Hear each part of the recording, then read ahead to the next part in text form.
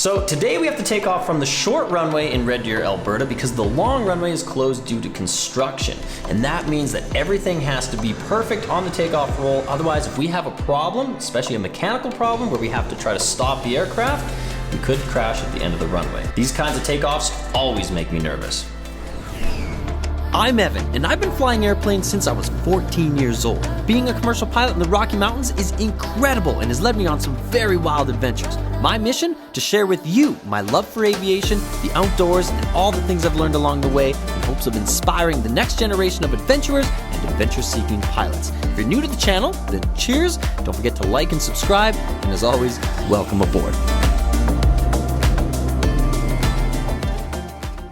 Welcome back, everyone. It's a beautiful day to go flying. It's windy and kind of stormy. And by that I mean it's cloudy, windy, kind of cold out. But hey, this is the kind of weather I absolutely love flying through. So today's going to be pretty awesome. Now, we got to get these engines started up. These are the Pratt & Whitney PT6-112 turboprops.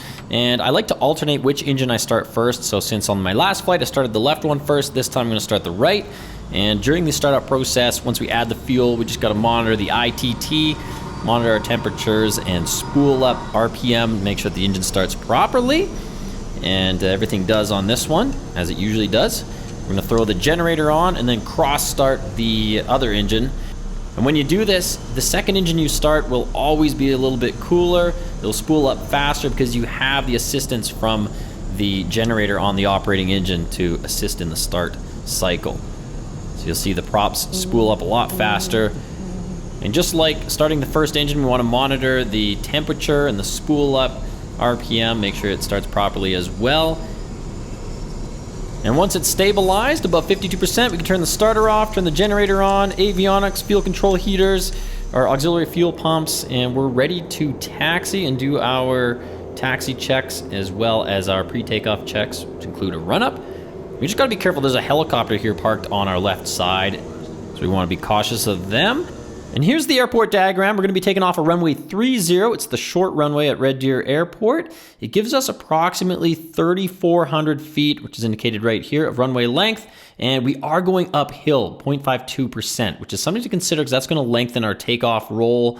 And we have to be cognizant of this little bit of displaced threshold at the end here. So the runway is actually shorter for us to take off going this direction than it would be on runway 12. And the long runway is closed due to construction, so obviously we're not going to be able to take off on there. And there are some departure procedures if the airport was IMC, but it's obviously a VFR day, so we don't have to follow those. Plus we have a different departure procedure that ATC is going to give us here in a moment. But as we're taxiing out, this is when I like to get a feel for the airplane, get a feel for the rudders, how the airplane's taxiing, how the engines are responding, and do what's called a rolling check, making sure the instruments are moving when we make turns left and right on our way to the runway. And here's a good piece of advice.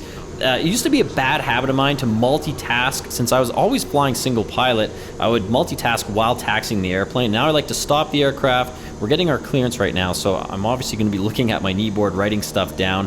Highly recommend stop the airplane. If you've got to focus on your knee board or do more complex checklists, stop the aircraft. Don't be taxiing while you're doing that stuff at the same time. Of course, if you're two crew, then you can have one pilot doing that and the other guy taxiing the airplane. But in my case, from single pilot, just stop the airplane and get those tasks out of the way first.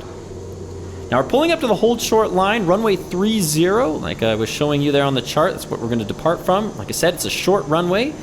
And we have to get our departure procedure put in here, which is the Red Deer 2 departure, climb to 6,000 feet, and then we're clear to our first waypoint, which is the Cranbrook VOR, and I'll show you that on the map once we take off, whereabouts that is. And once that all looks good, I'm gonna turn on the pressurization, make sure that's set properly, and then we'll do an auto feather and overspeed governor check as part of our pre-takeoff checklist.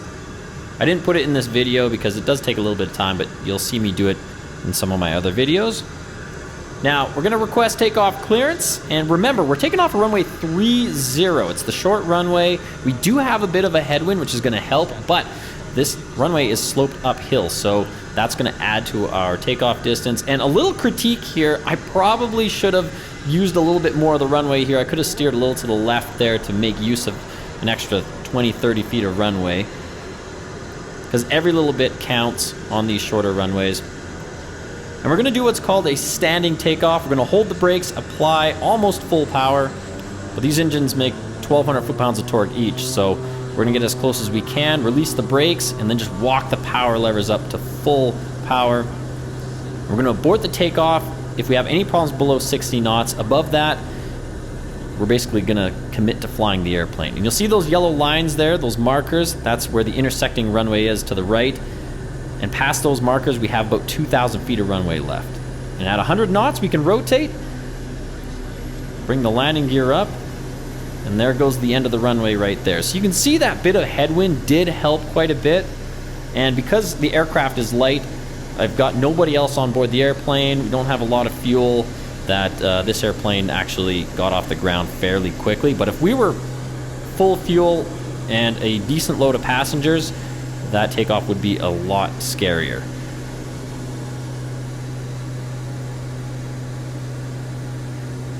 I'm going to switch over to Edmonton Center here, and they're going to hopefully give us a waypoint or either direct our destination airport here, but we did file for an arrival procedure, so they'll probably give us a waypoint on the arrival. And we're aiming to climb at about 150 knots, which should give us about, give or take, about 2,000 to 2,200 feet per minute climb. And I love hand flying these departures because it never hurts to get good hand flying practice, especially when you've got a beautiful day like today.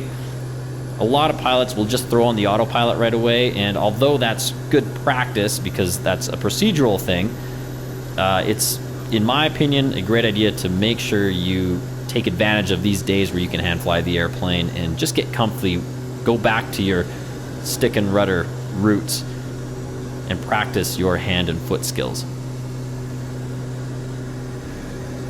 Now, Edmonton Center cleared us to our first waypoint, which is the Cranbrook VOR. I'll show you on the map here. We're just making a left turn direct for this VOR. It's over the Rocky Mountains here. That's it on the map. And then from there, we basically continue on to Spokane, which is the destination airport today. It's about an hour and 20-minute flight.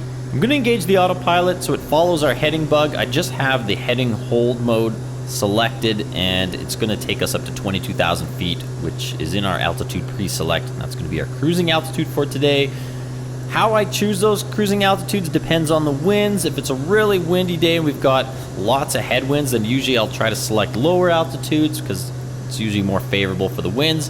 If it's a good tailwind, then we like to go high and take advantage of those tailwinds, get as high as we can, and find that altitude that's going to give us the best ground speed.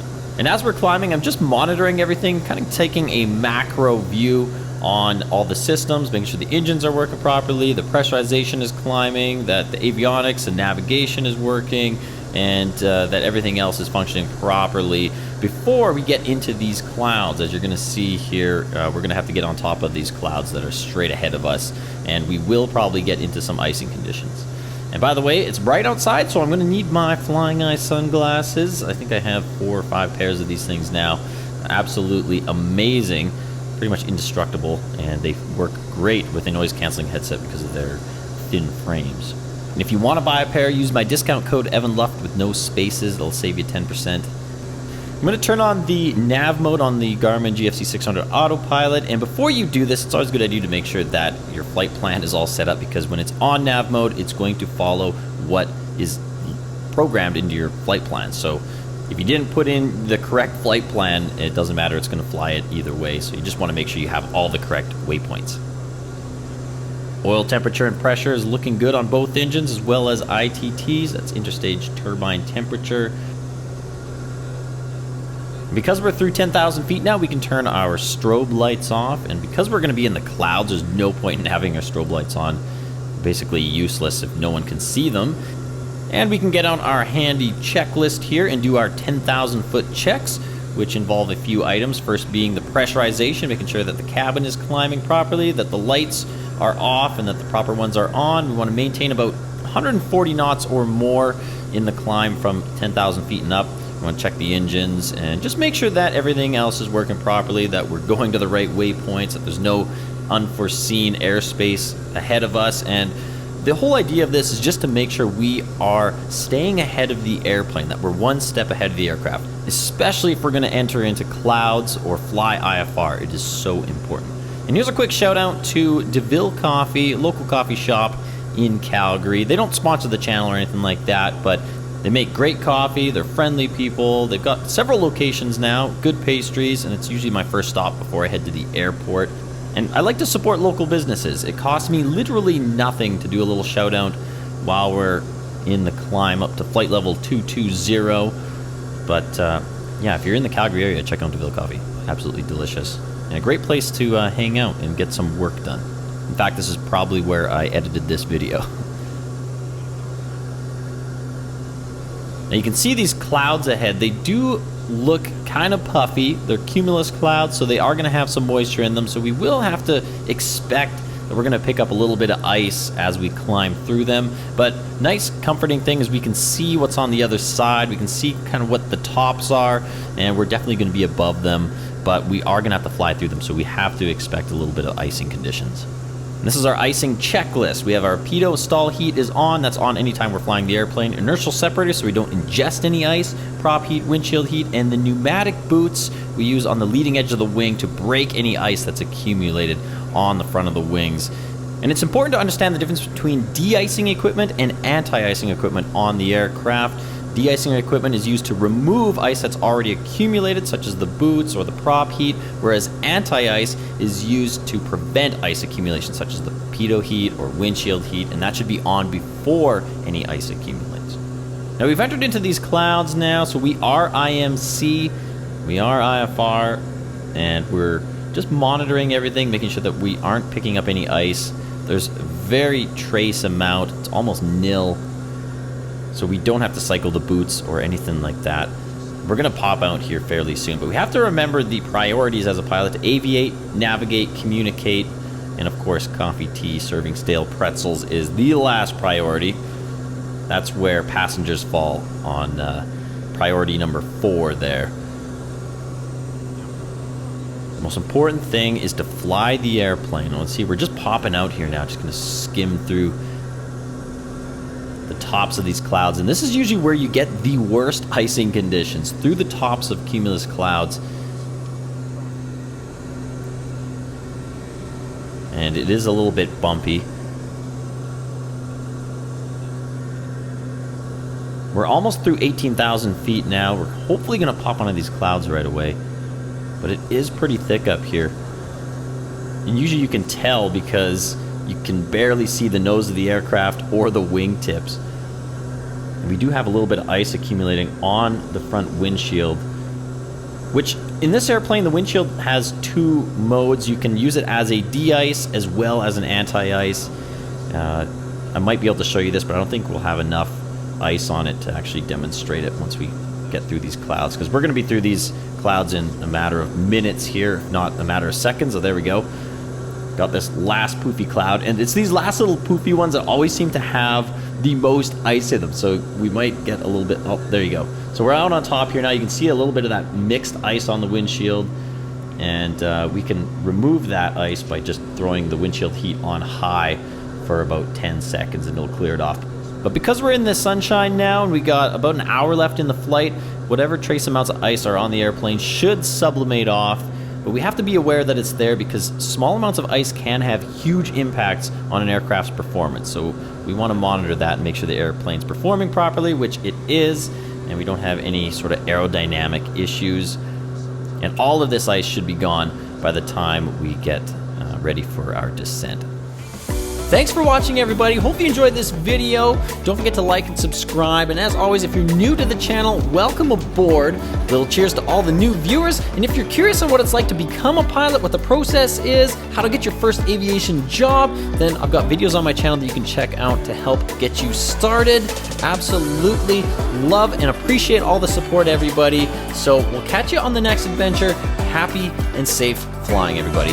Cheers.